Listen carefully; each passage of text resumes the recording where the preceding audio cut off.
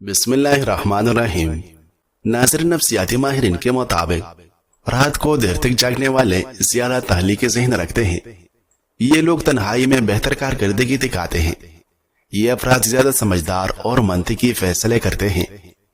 ایسے لوگوں کا دماغ مختلف انداز میں معلومات پر کام کرتا ہے۔ یہ لوگ دیر سے سوتے ہیں لیکن فوکس میں لاجواب ہوتے ہیں۔ یہ لوگ مضبوطہ صاف کے مالک ہوتے ہیں اور غیر معمولی حالات میں بہتر فیصلہ کرتے ہیں۔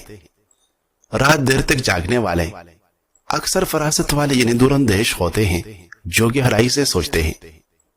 ان کا ذہن اور حافظہ دیر تک جاگنے کے وقت زیادہ تیز ہوتا ہے۔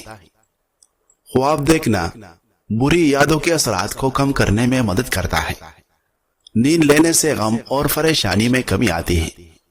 انسان جب 19 سال اور 7 دن کا ہوتا ہے تو وہ اپنی زندگی کے 1 کروڑ منٹ گزار لیتا ہے۔ سو کر اٹھنے کے بعد بھی نیند آنے لگے تو یہ دماغی کمزوری کی نشانی ہے۔ سر درد والے چاول استعمال نہ کرے ورنہ درد میں اضافہ ہو جائے گا۔ قوت باہ کی کمی والے افراد دنیا اور اچار کا استعمال نہ کریں۔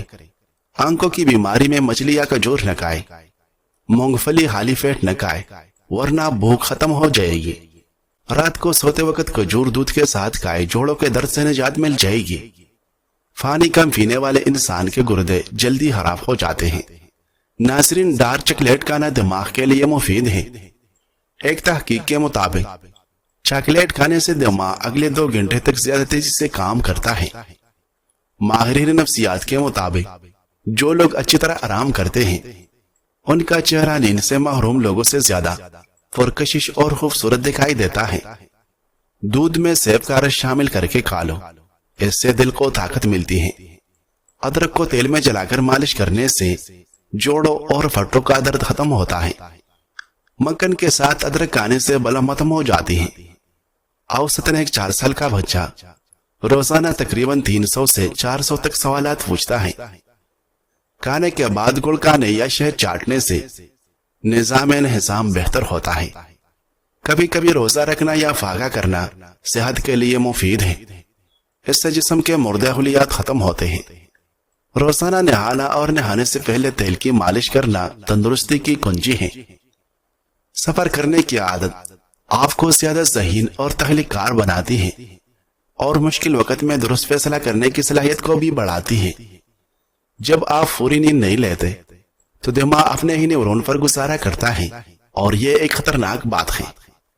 ناظرین، برسات کے موسم میں کچا پیاز کھانے سے آپ ہیضہ جیسی بیماری سے دور رہ سکتے ہیں۔ ناظرین، کریلا خون میں شوگر کی سطح کو کنٹرول اور کولیسٹرول لیول نارمل رکھنے میں مدد دیتا ہے۔ زیادہ مرغی کا گوشت کھانا پیٹ کی چربی کو بڑھاتا ہے۔ زیادہ خوف کھانے والے بندے کے گردے کمزور ہو جاتے ہیں۔ اگر دودھ کو ابالتے وقت ایک الائچی کو اس میں شامل کریں تو دودھ جلدی خراب نہیں ہوگا۔ ادرک کا قہوہ پینے سے 1 ہفتے میں فالتو چربی سے نجات ملتی ہے۔ کچا پیاز کھانے سے ماہواری صاف آتی ہے اور درد نہیں ہوتا۔ زخم کی سوجن کو دور کرنا ہے تو پیاز کو جلا کر اس میں ہلدی ملائے اور ٹھنڈا ہونے پر زخم پر لگائے۔ انگور کو نمک کے ساتھ کھانے سے پھیپھڑوں کا کینسر نہیں ہوتا۔ 1 گلاس گاجر کے جوس میں 1 چمچ شہد ڈال کر صبح نہار منہ پینے سے یرکان سے نجات ملتی ہے اور چہرہ سرخ و سفید ہو جاتا ہے۔ رائی کے دانے چبانے سے ڈپریشن کی بیماری دور ہوتی ہے۔ ادرک والا پانی پینے سے رکا ہوا خون حرکت کرنے لگتا ہے۔ جن لوگوں کو خوف، وحشت اور دل تیز دھڑکنے کی شکایت ہو وہ بادیان کے پھول استعمال کرے۔ اگر چھوٹے بچے کو کہ آنے لگے تو سونف دودھ کے اندر گرم کر کے پھیلا دے۔ زیتون کے تیل کا قطرہ ناپ میں ڈال دیا جائے تو بلڈ پریشر کنٹرول میں رہتی ہے۔ اگر گردے میں پتھری ہو تو ناریل کے تیل میں انگور کا رس ڈال کر پیے، یہ گردوں کی پتھری کا بہترین علاج ہے۔ ناظرین، آلو کے خشک ٹکڑے اور آملہ کے دانے لوہے کے برتن میں 1 دن کے لیے بھگو کر رکھیں۔ دوسرے دن اس پانی سے سر دھوئے اور ایسا ہفتے میں کم از کم 2 بار کریں۔ مسلسل ایسا کرنے سے بال سیاہ ہو جائے گی۔ لال مرچ کا زیادہ استعمال آنکھوں، معدہ اور جگر کو کمزور کرتا ہے۔ اگر تندرست اور چست و توانا رہنا چاہتے ہو تو رات کو سونے میں تاخیر نہ کریں۔ مٹی کے برتن میں کھانا آہستہ آہستہ تیار ہوتا ہے اس کے برعکس سلور سٹیل اور پریشر کوکر میں کھانا جلدی جلدی تیار ہوتا ہے، لیکن یہ کھانا پکتا نہیں بلکہ گلتا ہے۔ تو سب سے پہلے اپنے برتن بدلے۔ جن لوگوں نے برتن بدل لیے ان کی نظام زندگی بدل گئی۔ کوکنگ آئل میں وہ استعمال کرے جو کبھی نہ جمے۔ دنیا کا سب سے بہترین تیل جو جمتا نہیں وہ زیتون کا تیل ہے، لیکن یہ مہنگا ہے جسے ہر کوئی افورڈ نہیں کر سکتا۔ ہمارے جیسے غریب لوگوں کے لیے سرسوں کا تیل ہے۔ سرسوں کا تیل جمتا نہیں، یہ بھی وہ تیل ہے جو ساری عمر نہیں جمتا، اور اگر جم جائے تو اصلی سرسوں نہیں ہے۔ ہتھیلی پر سرسوں جمانے والے بات بھی اس لیے کی جاتی ہے کیونکہ یہ ممکن نہیں کہ سرسوں کا تیل اصلی ہو اور پھر بھی جم جائے۔ سرسوں کے تیل کی ایک خوبی یہ بھی ہے کہ اس کے اندر جس چیز کو بھی ڈال دے گی اس کو جمنے نہیں دیتا۔ اس کی زندہ مثال اچار ہے۔ جو اچار سرسوں کے تیل کے اندر رہتا ہے اس کو جالا نہیں لگتا، اور انشاءاللہ جب یہ سرسوں کا تیل آپ کے جسم کے اندر جائے گا تو آپ کو کبھی بھی فالج، مرگی یا دل کا دورہ نہیں ہوگا، آپ کے گردے فیل نہیں ہوگے۔ اسی طرح پوری زندگی آپ بلڈ پریشر سے محفوظ رہے گی، کیونکہ سرسوں کا تیل نالیوں کو صاف کرتا ہے۔ جب نالیاں صاف ہو جائے گی تو دل کو زور نہیں لگانا پڑے گا۔ سرسوں کے تیل کے فائدے ہی فائدے ہیں۔ ہمارے دیہاتوں میں جب جانور بیمار ہوتے ہیں تو بزرگ کہتے ہیں کہ ان کو سرسوں کا تیل پھلائے۔ آج ہم سب کو بھی غیر معیار تیلوں کے بجائے قدرتی سرسوں کے تیل کی ضرورت ہے۔ ناظرین، نمک انسان کا کردار بناتا ہے۔ ہم کہتے ہیں بندہ بڑا نمک حلال ہے یا پھر بندہ بڑا نمک حرام ہے۔ نمک انسان کے کردار کی تعمیر کرتا ہے۔ گزارش ہے کہ ہمیشہ فطر والے نمک استعمال کریں۔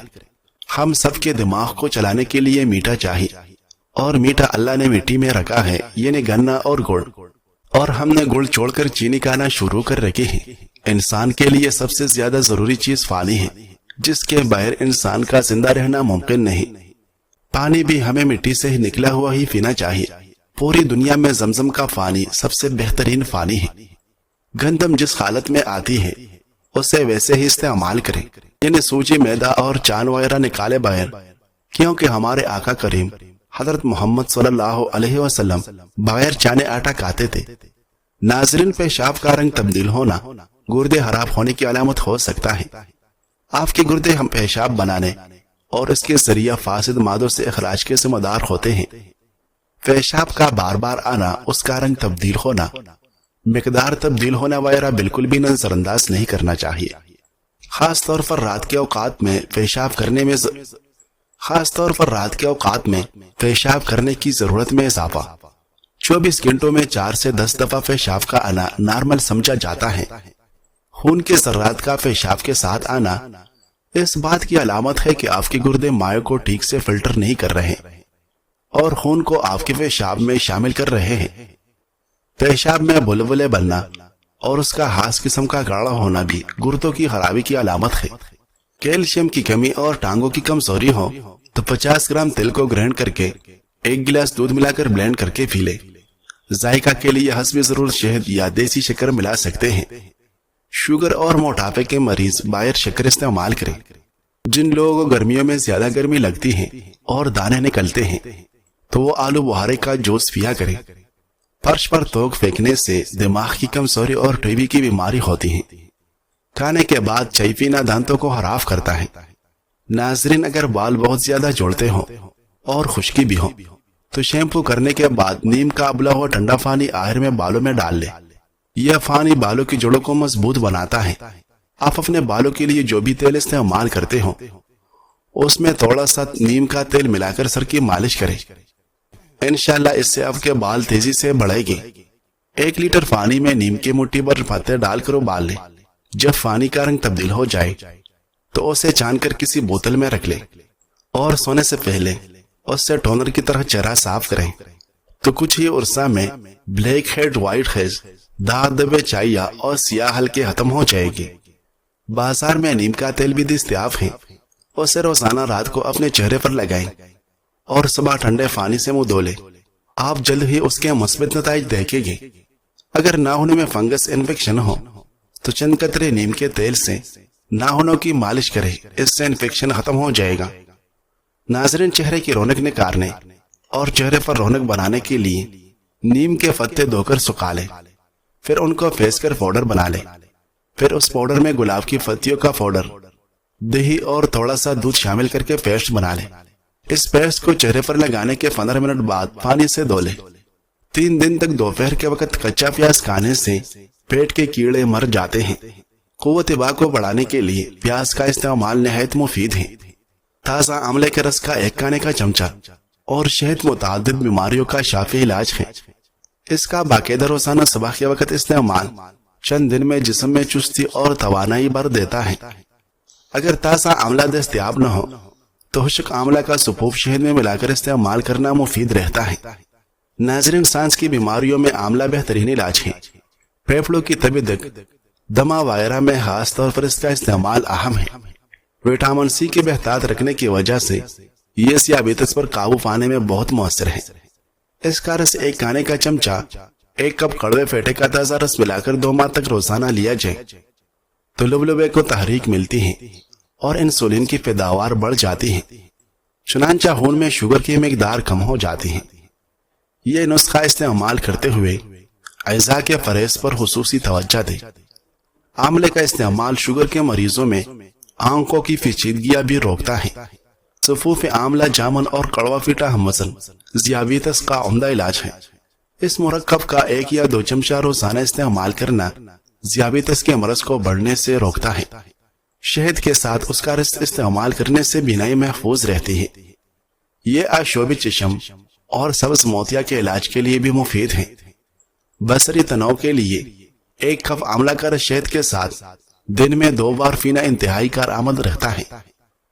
ناظرین، اگر آپ کوئی کام کرتے ہیں تو اس کا مطلب یہ نہیں کہ دوسرے بھی کر سکتے ہیں۔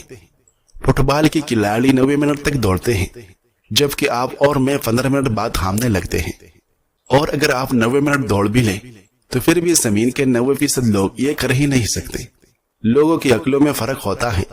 جو بات آپ کو بدیہی لگتی ہے ہو سکتا ہے کسی اور کو سمجھنے میں وقت لگے، ہو سکتا ہے آپ کو بھی وہ بات سمجھنے میں وقت لگے جو دوسرے فوراً سمجھ جاتے ہیں، یا شاید آپ کبھی سمجھ ہی نہ پائے۔ اس لیے پاولو کویلو الکیمسٹ کے مصنف ہے اور ہم نہیں، اور بل گیٹس مائکروسافٹ کے مالک ہے اور ہم نہیں۔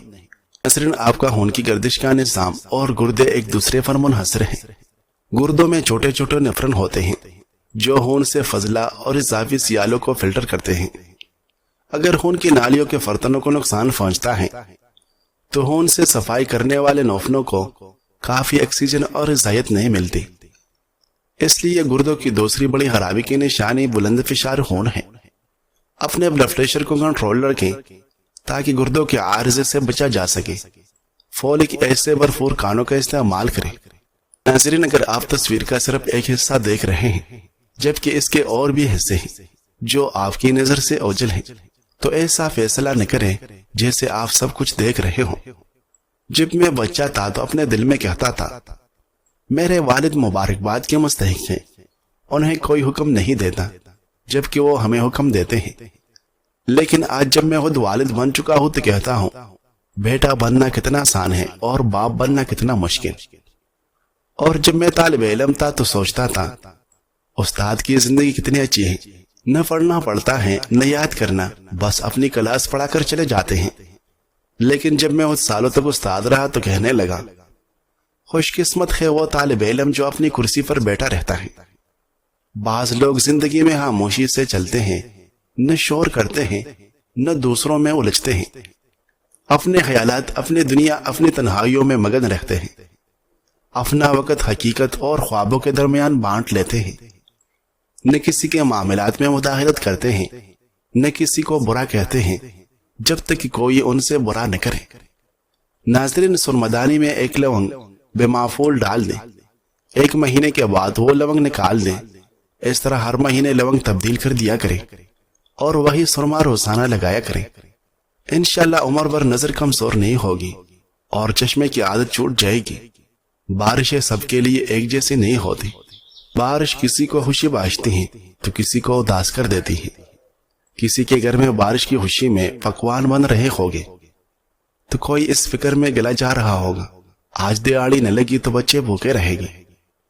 کوئی اپنی بالکونی میں بیٹھا چائے کے ساتھ بارش میں भीगे कुदरत के नजारों से लुत्फ अंदोज हो रहा होगा तो किसी को टपकती हुई छत की फिक्र खाई जा रही होगी, कोई अपने प्यारों के साथ बारिश में भीग रहा होगा तो कोई किसी खिड़की के साथ लगकर अपने बिछड़े हुए को याद करके आंखों का सावन बनाए बैठा होगा।